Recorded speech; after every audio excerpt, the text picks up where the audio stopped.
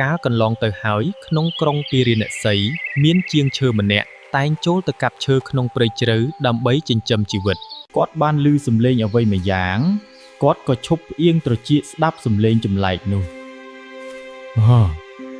ពេលបរោះនោះទៅដល់ក៏ឃើញកូនជ្រូកព្រៃមួយបានធ្លាក់ចូលក្នុងអណ្ដូង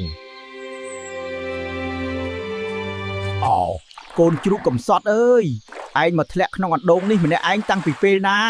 មកកុំខ្លាចអីចាំខ្ញុំជួយគាត់ជួយកូនជ្រូករួចហើយក៏ដើរចេញពីព្រៃសម្ដៅទៅផ្ទះឈើតូចរបស់គាត់វិញពេលព្រះអាទិត្យហៀបលិចជាងឈើបានរើសយកវាមកចិញ្ចឹមថែរក្សាដូចកូនបង្កើតហើយដាក់ឈ្មោះឲ្យថាតច្ឆកៈបានរត់លេងក្បែរផ្ទះយ៉ាងសប្បាយរីករាយលុះជ្រូកនោះធំឡើងចេះជួយធ្វើការជាងឈើនោះតាមសមត្ថភាពរបស់ខ្លួនមានឈ្មោះត្រឡប់ឈើជាដើម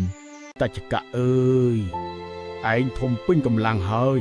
បើឯងនៅទីនេះទៅខ្លាចក្រែកក្រោយគេមកលួចសម្លាប់ឯងធ្វើជាអាហារតច្ឆកៈអើយចូលឯងទៅរស់ក្នុងព្រៃវិញចុះណាកូនសម្លាញ់លាហើយតច្ឆកៈជាងឈើក៏បានលើកដៃលាទាំងទឹកភ្នែករួចតច្ឆកៈក៏បានចូលក្នុងព្រៃវិញបាត់ទៅយើងនៅម្នាក់ឯងមិនកើតទេសត្រូវក្នុងព្រៃនេះច្រើនណាស់ត្រូវរកគ្នាទើបជាការល្អតច្ឆកៈដើរដល់មាត់ស្ទឹងធំមួយគេឃើញវងជ្រូកព្រៃរាប់រយក្បាលកំពុងដេកយ៉ាងស្ងៀមស្ងាត់និងក្រៀមក្រំជំរាបសួរបងប្អូនទាំងអស់គ្នាយើងកំពុងដើររកញាតិគ្រាន់បានពឹងពាក់គ្នាឥឡូវបានជួបដូចបំណងហើយទីនេះពិតជាសប្បាយណាស់មានទាំងទឹកនិងមើមឈើថែមទៀតផង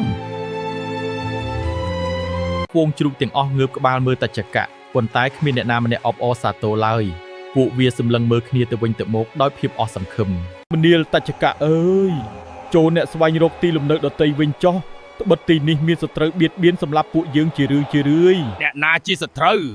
ហ៊ានមកមើងងាយពួកយើងដែលស្រស់ស្រួលគ្នាចូលអ្នកប្រាប់ខ្ញុំមកមើងងាយញោមញីយើងមិនបានទេ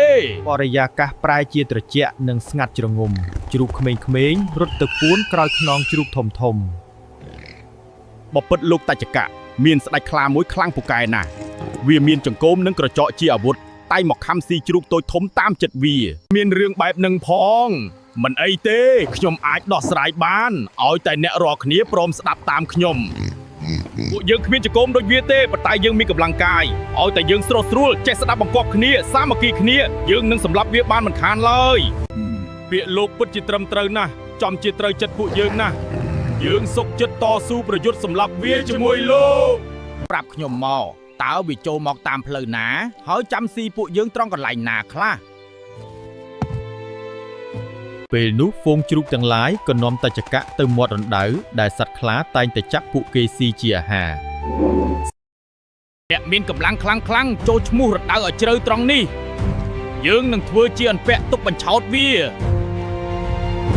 ពេលនោះហ្វូងជ្រូកទាំងឡាយក៏នាំគ្នាធ្វើការយ៉ាងសស្រាក់សស្រាំគ្មាននរណាម្នាក់ហ៊ានឈប់សម្រាកឡើយនៅពេលពួកគេរៀបចំអន្ទាក់ជួយរាល់ហើយហ្វូងជ្រូកក៏មកប្រជុំគ្នាតច្ឆកៈក៏រៀបចំផែនការកូនជ្រូកចាស់និងកូនជ្រូកតូចនៅកណ្ដាលជ្រូកធំមានកម្លាំងខ្លាំងមានខ្នាយស្រួចត្រូវព័ទ្ធជុំវិញជាជួរនៅពេលដែលខ្ញុំស្រែកអ្នកទាំងអស់គ្នាត្រូវស្រែកព្រមគ្នាដើម្បីបន្លាចសត្រូវអូខេលុះយប់ជ្រៅមកដល់ហ្វូងជ្រូកទាំងអស់នាំគ្នាស៊ីចំណីយ៉ាងឆ្អែតឆ្អន់ដើម្បីត្រៀមកម្លាំងប្រយុទ្ធ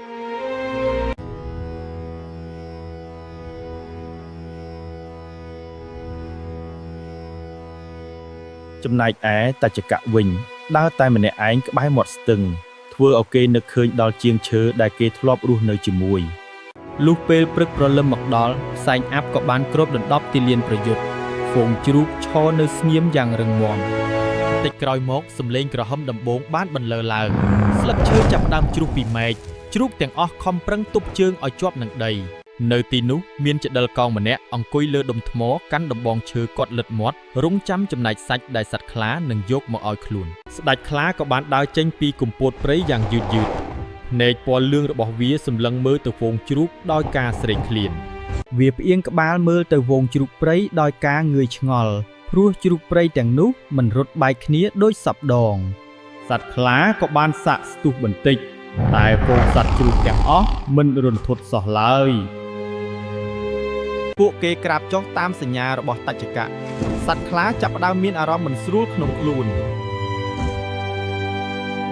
សត្វខ្លាក៏បានបែកក្បាលរត់ចេញពីទីនោះវិញត្រឡប់ទៅរកចដិលកោងទាំងភាពអាម៉ាស់ជាទីបំផុត ណែអ្នកក្លាហានថ្ងៃនេះប្រហែលជាលោកចង់កាន់សិលឬក៏ចង្គមបាក់អស់ហើយបានជាទៅដល់វងជ្រូកហើយត្រឡប់មកវិញធ្វើមុខក្រៀមបែបនេះមិនមែនទេលោកតាបោះកម្លាំងខ្ញុំមានគ្រប់គ្រាន់ប៉ុន្តែពួកជ្រូកថ្ងៃនេះសាមគ្គីគ្នាណាស់ពួកវាហាក់ដូចជាចង់បៀតបៀនខ្ញុំវិញមនាលស្ដេចខ្លាលោកមិនដឹងអំណាចខ្លួនឯងទេឬកុំញញើតអីគ្រាន់តែស្រែកគំរាមវាទៅពួកវានឹងបែកគ្នាអស់ហើយ សត្វខ្លាក៏បានត្រឡប់ចិនទៅប្រយុទ្ធម្ដងទៀតលើកនេះគេតាំងចិត្តថានឹងចាប់យកសត្វជ្រូកព្រៃឲ្យខានតែបាន សត្វខ្លាបានបល់សម្រុកយ៉ាងលឿនសម្ដៅទៅសត្វជ្រូកព្រៃតច្ឆកៈវាបានបើកមាត់យ៉ាងធំបង្ហាញចង្កូមវែងៗរបស់វាមើលទៅពិតជាគួរឲ្យខ្លាចខ្លាំងណាស់តច្ឆកៈបានគេចចេញផ្លែតបាត់ទៅសត្វខ្លាបាត់លនឹងក៏ធ្លាក់ចូលក្នុងរណ្ដៅដែលគេបានរៀបចំទុកនៅទៅតច្ឆកៈក៏លោតចុះទៅក្នុងរណ្ដៅតាមក្រោយគេប្រើក្បាលនិងខ្នាយបុកចំចំណុចខ្សោយរបស់ខ្លាសំឡេងស្រែកក្រហមចុងក្រោយរបស់សត្វខ្លាក៏បានបន្លឺឡើងសត្វខ្លាក៏ដាច់ខ្យល់ស្លាប់ក្នុងរណ្ដៅនោះទៅជ្រូកព្រៃទាំងអស់ក៏ជួយគ្នាទាញសពខ្លាឡើងមកខាងលើពួកវាស្រែកអបអរសាទរលាន់ឮពេញព្រៃសត្វជ្រូកទាំងអស់ក៏នាំគ្នាខំស៊ីសាច់សត្វខ្លាវិញដើម្បីបញ្ចប់ភាពភ័យខ្លាចដែលខ្លួនធ្លាប់មានកន្លងមកនៅមានសត្រូវម្នាក់ទៀតគឺជាដិលកោងដែលចាំស៊ីសាច់ពួកយើងដែរបើដូច្នោះយើងនាំគ្នាទៅសម្លាប់តាបោះកោងនោះចោលទៅកុំឲ្យវានៅនាំទុកដល់យើងទៀតវងសត្វជ្រូកព្រៃក៏បាននាំគ្នាបោលសម្រុកសម្ដៅទៅរកផ្ទះតាបោះកោងនោះចំណែកឯកដិលកោងកំពុងឈរចាំមើលផ្លូវសត្វខ្លាគាត់រងចាំដោយភាពស្រេកឃ្លានបន្តិចក្រោយមកចដិលកោងក៏ឃើញវងជ្រូករាប់រយក្បាលបោលមកគាត់ទម្លាក់ដំបងចោលរួចរត់ស្លន់ស្លោ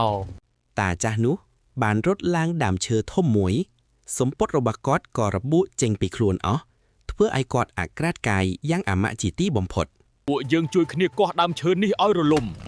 កុំឲ្យសត្រូវរួចខ្លួនអត់សោះខំឡើងពួកយើងដើមឈើធំចាប់ដើមផ្អៀងរលំចដិលកោងស្រែកយំសុំអង្វរឲ្យទុកជីវិតឲ្យផងប៉ុន្តែសត្វជ្រូកទាំងអស់មិនស្ដាប់ឡើយក៏ស្ទុះទៅខំក្រញីតាបោះនោះរហូតអស់ជីវិតទៅ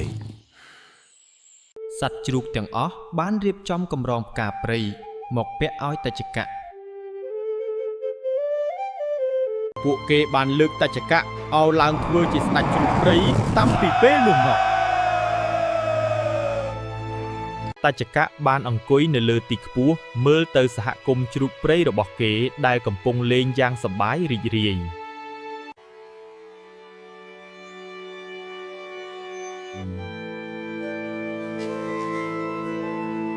ជ្រូកទាំងឡាយកាលបើបានសម្លាប់សត្រូវអស់ហើយក៏សប្បាយរីករាយនិងសាមគ្គីគ្នាទៅរៀងទៅ